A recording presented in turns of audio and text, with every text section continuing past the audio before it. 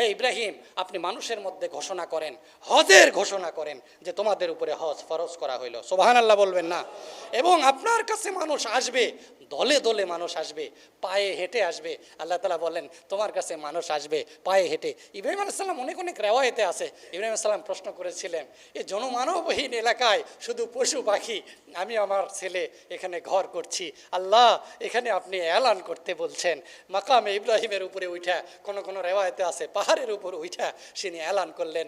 সেই এলানের মধ্যেও মুয়াজ্জিন যেরকমভাবে কানের ভিতর হাত দেয়, ঠিক ইব্রাহিম আলাইহিস সালাম আওয়াজটা যেন জোরে হয়, এই জন্য কানের ভিতর হাত দিয়ে আওয়াজ দিলেন। পূর্ব দিকে হলেন, পশ্চিম দিকে হলেন, উত্তর দিকে হলেন, দক্ষিণ দিকে হলেন, চারিদিকে হওয়ার পরে চারিদিকে এলান করলেন, হজের এলান। ইব্রাহিম আলাইহিস সালাম যে প্রশ্ন করবে, আল্লাহ এখানে জনমানবহীন এলাকা, আমি এলান করার দ্বারা কি ফায়দা, কেউ তো শুনছে না। আল্লাহ তাআলা আগেই উত্তর দিয়ে দিচ্ছেন, ইব্রাহিম এলান করার দায়িত্ব আপনার, আর পৌঁছায় দেওয়ার দায়িত্ব কার?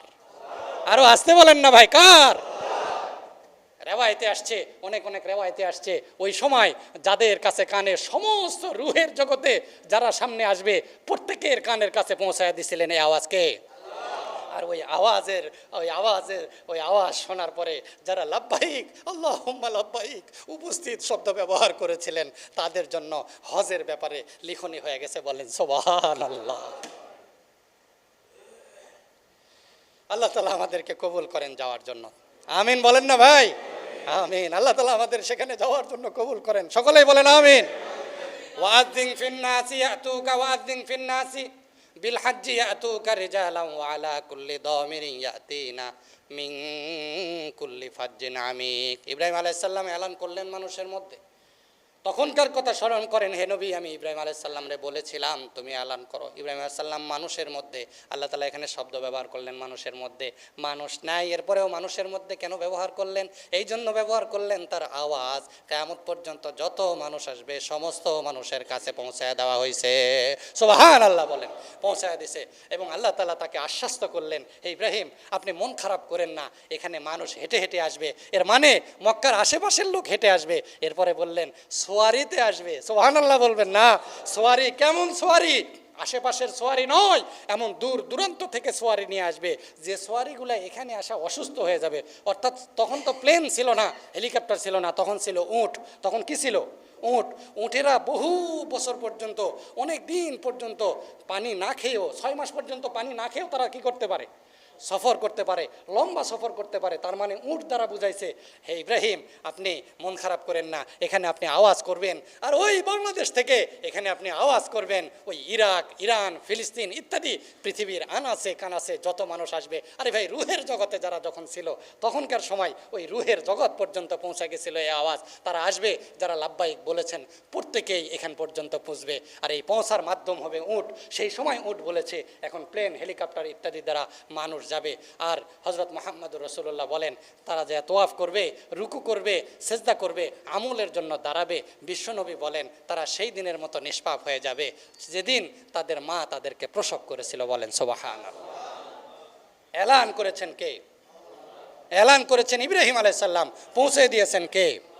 ইব্রাহিম আলাইহিস সালাম এলান করেছে, তার আওয়াজ পৌঁছে দিয়েছেন। এখান থেকে হজ শুরু। এলানটা কি ছিল? এলান ছিল এই যে, হে জাতি, হে মুসলিম সমাজ, তোমাদের উপরে যাদের সামর্থ্য হয় এখানে আসার মতো, তাদের প্রত্যেকের উপরে হজ ফরজ। সুবহানাল্লাহ বলবেন না? প্রত্যেকের উপরে হজ কি? ফরজ। লাব্বাইক আল্লাহুম্মা লাব্বাইক, লাব্বাইক লা শারীকা লাকা লাব্বাইক, ইন্নাল হামদা ওয়ান নি'মাতা লাকা ওয়াল মুলক লা শারীকা লাক। এই সমস্ত আওয়াজগুলো যারা যা করবে তাদের জন্য হজ ফরজ, তাদের জন্য হজ ফরজ। যাদের টাকা পয়সা আছে, সেখানে যাওয়ার মতো পরিস্থিতি আছে, প্রত্যেকের কানে কানে পৌঁছায় দিলেন।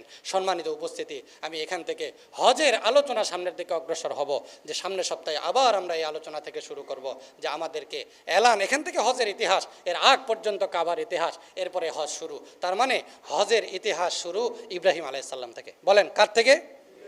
এখন আসেন একটা প্রশ্ন উত্তর দিয়ে দেই, সময় 1 মিনিট আছে। যে ইব্রাহিম আলাইহিস সালাম থেকে শুরু, মুহাম্মদুর রাসূল সাল্লাল্লাহু আলাইহি সাল্লাম যখন আসছেন, তখন তো কাবা ঘরের ভিতরে অনেক মূর্তি ছিল। কি ছিল? কতটা মূর্তি ছিল? 360 অথবা কম বেশি, যতটুকুই মূর্তি ছিল কি না ভাই? মূর্তি ছিল। এই মূর্তি থাকা অবস্থায় কি হজ জারি ছিল? হ্যাঁ, ইতিহাসবিদ লেখেন এবং হাদিস কোরআন রিসার্চ করে দেখা যায় যে এই সময়ও হজের যে নিয়ম কানুন, অর্থাৎ ইব্রাহিম আলাইহিস সালাম যে হজের নিয়ম কানুন দিয়েছিলেন, সেই নিয়ম কানুন এই পৌত্তলিক যারা ছিলেন, যারা মূর্তি পূজা করতেন, তারাও হজের মাসে তারা হজ করতেন। তারাও হজের মাসে তারা কি করতেন? হজ করতেন। কিন্তু তারা ন্যাংটা অবস্থায় করতেন। কি অবস্থায় করতেন? ন্যাংটা অবস্থায় করতেন, অর্থাৎ অন্যান্য অবস্থায় করতেন। মুহাম্মদুর রাসূলুল্লাহ সাল্লাল্লাহু আলাইহি সাল্লাম আয়েশা আবার সেই আমার জাতির পিতা হযরত ইব্রাহিম আলাইহিস সালাম যেভাবে হজ শুরু করেছেন সেইভাবে আবার শুরু করে দিয়ে গেছেন। সুবহানাল্লাহ বলবেন না? আল্লাহ তাআলা আমাদেরকে আমল করার তৌফিক দান করুন। যারা হজে গেছেন তাদেরকে সঠিকভাবে হজ পালন করার তৌফিক দান করুন এবং আমাদেরকেও আয় রব্বে কারীম আমরাও দোয়া করছি, আল্লাহ আমাদেরকে জীবনে একবার হলেও মক্কা মদিনায় যেয়ে হজ করার তৌফিক দান করেন। সকলেই বলেন আমিন ইয়া রাব্বাল আলামিন। যারা সুন্নাত পড়েন নাই সুন্নাত পড়েন।